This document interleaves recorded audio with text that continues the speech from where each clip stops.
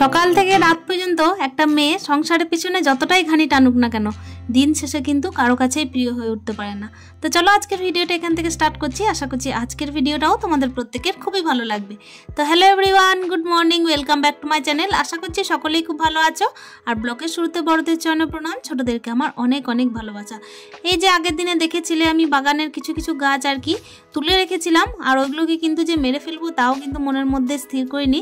আমি বলেইছিলাম যে গাছগুলোকে অন্য কোথাও যদি লাগানো যায় তা লাগাবো।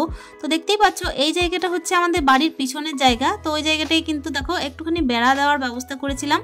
তো সেই সব জায়গাতেই ভাবলাম যে সমস্ত জায়গাগুলো বাকি আছে, তো এগুলোতে যদি মাটি পড়ে থাকে তাহলে ওই সমস্ত গাছগুলোকে লাগিয়ে দিতে ক্ষতি কিসের।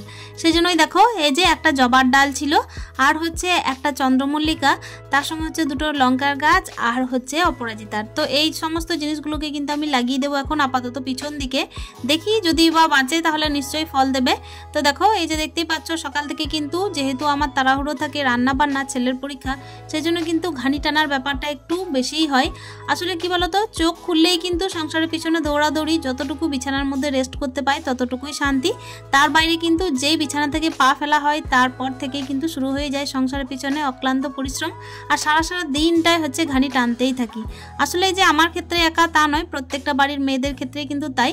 সংসারের পিছনে অনেকটাই ঘানি টানতে হয়, আর ঘানি টানার পরও কিন্তু সকলের কাছে যে প্রিয় হওয়া যায় তাও কিন্তু নয়।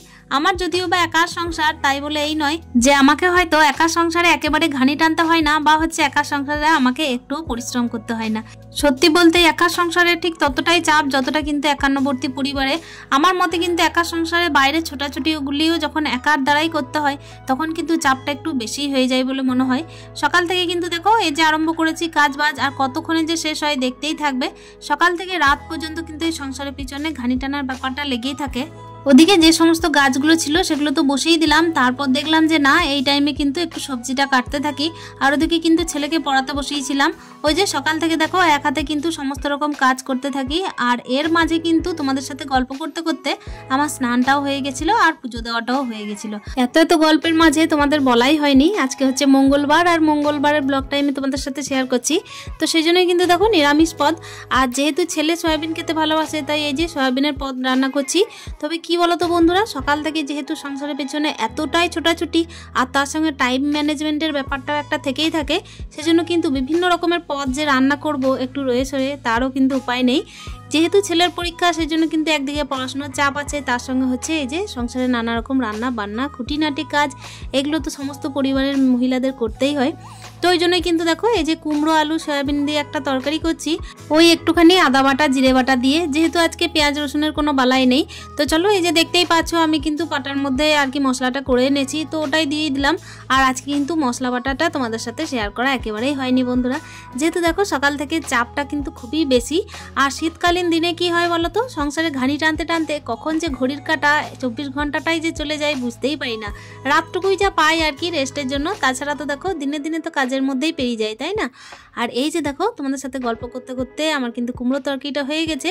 কালকে কিন্তু তরকারিটা না এত ভালো হয়েছিল যে কি বলবো, মানে নিরামিষ হতে পারে কিন্তু এই যে মেথি পাতাটা যেটা দিয়েছি মানে আর কি কস্তুরি মেথি, তো সেটার জন্যই জানি না কেন তরকারিটার কিন্তু একটা স্বাদই পাল্টে গেছিলো। ওই যে দেখো আমার তরকারি কিন্তু অলরেডি হয়েও গেছে। আর প্রেসার কুকারের মধ্যে আমি ডাল করেছিলাম, তবে কি বলতো বন্ধুরা আজকে না একটুখানি মাসকলাইয়ের ডাল করেছিলাম খোসা শুদ্ধ, তো অনেকদিন খাওয়া হয়নি, ভাবলাম যে নিরামিষের দিন যখন তখন করি একটুখানি। আসলে কি বলতো গরমের দিনে না এই ডালটা একটু বেশি খাওয়া হয়, তবে শীতকালে যদিও বা খাওয়া হয় না। আমাদের মতো মধ্যবিত্ত ফ্যামিলিতে বউরা কিন্তু দেখো নিজের সংসারটাকেই প্রিয় বলে মনে করে, কিন্তু এই যে সংসারে থাকতে থাকতে সংসারে ঘানি টানতে টানতে অন্যের প্রিয় হয়ে ওঠাটা কিন্তু খুবই কঠিন। সংসার জীবনে কিন্তু কিছু কিছু মেয়ের কপালটা এতটাই খারাপ হয় যে একটু না একটু খুঁত পেলেই কিন্তু অনেক অনেক কথা শুনতে হয়। আর এই কারণের জন্যই কিন্তু সংসার জীবনে দেখো প্রত্যেকের কাছে প্রিয় হয়ে ওঠাটাও কঠিন। আর সত্যি কথা বলতে একটা মেয়ের জীবনে কিন্তু বিবাহিত জীবনের পর সংসারটাই মেন। আর আমরা কিন্তু দেখো মধ্যবিত্ত ফ্যামিলি থেকে যেহেতু বিলং করি, সেহেতু কিন্তু নিজের সংসারটাকেই ধর্ম কর্ম বলে মনে করে এসেছি। তবে ওই যে বললাম সবার তো কপাল সমান হয় না, কখনো কখনো কিন্তু সংসারের পিছনে ঘানি টানতে টানতে কখন যে সবার জন্য অপ্রিয় হয়ে উঠি আর কখন যে প্রিয় হয়ে উঠি সেসব কিন্তু আমরা জানি না। তবে হ্যাঁ, প্রিয় হয়ে ওঠার কিন্তু কপালটা খুব কম ভাগেরই থাকে। এই যে দেখতেই পাচ্ছ সকাল থেকে যে একা সংসারে কম চাপ হয় না, সত্যি কথা বলতেই অনেকটাই চাপ। তবে হ্যাঁ, প্রত্যেকটা জিনিসের কিন্তু ব্যতিক্রম অতি অবশ্যই আছে। আমার চোখে দেখা কিন্তু অনেকেই আছে যারা কিন্তু সংসারের পিছনে একেবারে হিরে থেকে জিরে খাটাখাটনির পরও, সংসারে সারা দিন কিন্তু ঘানি টানার পরও কারো কাছে প্রিয় হয়ে উঠতে পারে না। আবার কখনো কখনো এমনও কাউকে দেখেছি যে একটুখানি কাজের মাধ্যমে কিন্তু সকলের মন জয় করতে পারে। আসলে ওই যে বললাম, ব্যতিক্রম মাত্রই জীবনে আছে। তো চলো, তোমাদের সাথে গল্প করতে করতে এদিকে দেখতেই পাচ্ছ আমি শাক চাপিয়েছি। ওই যে আগের দিনের ভিডিওতে বলেছিলাম 500-600 গ্রাম শাক কিন্তু আমাদের 2 মা ছেলের জন্য অনেকটাই বেশি। তো ওইটা থেকেই কিন্তু অর্ধেকটা রেখে দিয়েছিলাম। আর ওই যে শীতের সবজিগুলো মিশিয়ে শাক যেহেতু খেতে ভালো লাগে, তো ওটা দিয়েই আর কি শাকটা করে নিলাম। সমস্ত রকম সবজি দিয়ে মূলো টুলে ছিল, তো ওগুলো মিশিয়ে দিলাম। তো চলো, তোমাদের সাথে গল্প করতে করতে আমি আমার ছেলেকে কিন্তু স্কুলের গাড়িতে চাপিয়ে দিয়ে এসেছি। এর মাঝেই যেন বেলাটা না গড়িয়ে আসে, সেই জন্য দেখো এর মধ্যেই কিন্তু আমি ঝাড়টাও দিয়ে নিচ্ছি। আসলে কি বলো তো বন্ধুরা, সংসারটাকে ভালোবেসে এতটাই কাজ করি যে ঘানি টানার ব্যাপার থাকলেও কিন্তু কষ্টের মধ্যে দিয়েই ভালোবাসাকে খুঁজে পাই। আর সত্যি কথা বলতে কি বলো তো, সংসারের পিছনে কিন্তু এই ছোট দিনের বেলাতে ঘানি টানার ব্যাপারটা একটু বেশিই থাকে। সকাল থেকে শুরু করেছি, এই যে দেখো বিকাল হতে চললো। দুপুরে কিন্তু আমিও খাওয়া দাওয়াটা মাঝে সেরে ফেলেছিলাম। তো এর মধ্যে থেকেই দেখো কাজ কিন্তু খুঁজে খুঁজে বেরও করে নিচ্ছি। আর যে মুহূর্তে দেখবো যে এই কাজ পড়ে আছে সেই কাজ পড়ে আছে, তখনই কিন্তু মন মেজাজ প্রচণ্ড খারাপ হয়ে যায় যে এই যে কাজগুলো যেন আমার দিকে তাকিয়ে বসে আছে, কখন আমি হাত দেবো আর কখন যেন কমপ্লিট করব। এত সারা দিনের সকাল থেকে শুরু করে রাত পর্যন্ত খাটাখাটনির পরও কিন্তু আলটিমেটলি আমরা সংসারটাকে এতটাই ভালোবেসে ফেলেছি।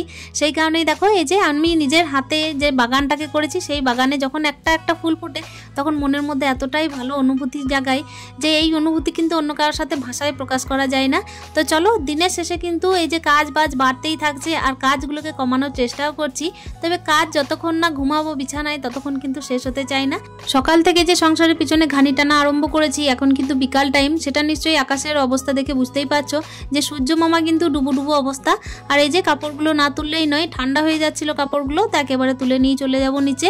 এদিকে শীতের শুরু মানেই হচ্ছে দিনটা একেবারে ছোট হয়ে গেছে, তো সন্ধ্যা দেওয়ার ব্যাপারটাও একটু তাড়াতাড়িই থাকে। তো এখানে কিন্তু আমি সন্ধ্যেটা দিয়ে নিয়েছিলাম, গোপাল সেবাটাও হয়ে গেছে। গোপালকে আমি সন্দেশ দিয়েছিলাম, তারপর কিন্তু ছেলেকে একটুখানি পড়াতে বসিয়েছিলাম। পড়ানোর পরই ছেলের জন্য একটু ভাত করেছিলাম আর আমার জন্য 4টে রুটি করেছিলাম। আসলে কি বলতো বন্ধুরা, এই যে শীত যখন পড়ে যায় না, ভাতটা খেতে আমার রাত্রিবেলায় একেবারে ভালো লাগে না, কিন্তু এই যে বাধ্যতামূলক খেতে হয়। অন্যের পছন্দটা নিজের পছন্দ করে ফেলেছি, যে অন্যের পছন্দটা নিজের পছন্দ না করলে আরও তো ঘানিটা টানতে একটু বেশিই হবে, আর সেই ঘানিটা আমাকে টানতে হবে, কেন কি রুটি করার ব্যাপারটাও সেই আমারই। আসলে ভাতটা খেতে ভালো লাগে না, কিন্তু ছেলের জন্যই খেতে হয়, যেহেতু ছেলে পছন্দ করে। অন্যের পছন্দটাকে নিজের পছন্দ করে নেওয়াটাই তো হচ্ছে মেয়েদের একরকম কৃতিত্ব বলতে পারো। তো চলো, দেখতেই পাচ্ছ রুটি কিন্তু আমি খুব একটা পারদর্শী নই করাতে, কিন্তু তবুও এই যে তাড়াহুড়োর মধ্যে করছি। তো যাই হোক, আজকে আপাতত কিছুটা হলেও রুটিটা ভালো হয়েছে অন্য দিনের তুলনায়। আসলে রুটিটা একেবারে হয় না বললেই চলে, যদি হাজব্যান্ড আসে তখন কিন্তু চেষ্টা করি রুটি করার, যেহেতু উনি আর কি রাত্রিবেলায় রুটি খান। আর আমার কষ্ট হচ্ছে দেখে কিন্তু একেবারে রুটিটাকে স্কিপ করে দেন কখনো কখনো। তো যেদিন যেরকম আর কি চলে সেদিন সেরকম।